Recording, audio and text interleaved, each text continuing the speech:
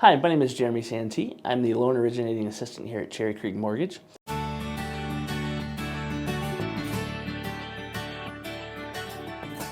I've been in Cheyenne for almost 20 years.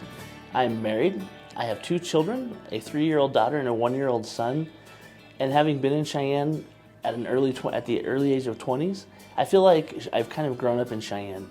It's been a wonderful place to raise my family. It's been a great place to advance in a career. We own a home here, and it's just been a phenomenal opportunity.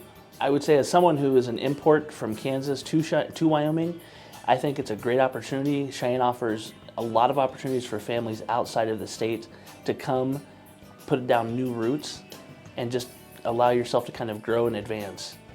As far as outdoor activities, my family likes to travel, we like to hunt, we like to fish. We also like to visit some of the Wyoming sites.